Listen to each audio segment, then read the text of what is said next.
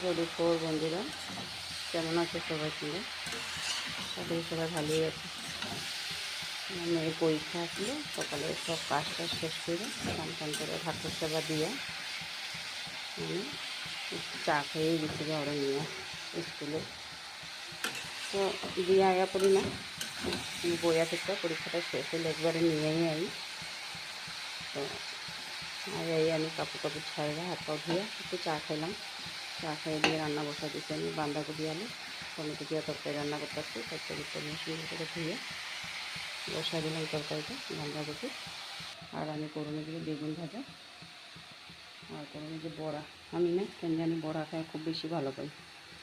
বেশি গেলেন চাপা আগাগুলি যে ডুগাগুলি ফালাই দিছি, আগাগুলি নিয়ে আনিছি। একটু চাউল বাটা দিয়ে বড়া করি, তাজা তাজা বড়া আর বেগুন ভাজা। আর কালকের একটু ডাইল আছে, তো নেনা খাবো ডাইল দিয়ে। আর আমি বেগুন ভাজা বড়া বাঁধাকপি তরকারি দিয়ে খাবো। তো এতটুকু আমার রান্না বাড়া। দেখো পাতাগুলি দিয়ে তাজা তাজা ফ্রিজে রেখে দিয়েছিলাম, তো খুব তাজা রয়েছে। আমি অনেক দিন থেকে খাইতেছি, 2 মুঠি আনছিলাম, এখন পর্যন্ত খাইতেছি। ভাত বসাম, এখন ভাতও হয় না আমার, কিন্তু 2টা বেজে গেছে, অনেক দেরি হয়ে গেছে।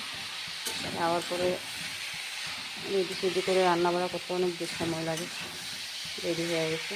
উপায় নেই, মা মেয়ের সামনে কিন্তু দেরি হলেও কোনো ব্যাপার না। কিন্তু খিদা পাইছে, মেয়েরও খিদা পেয়েছে, আমারও খিদা পেয়েছে। রান্না বাড়া করে এখন খাওয়া দাওয়া করুন।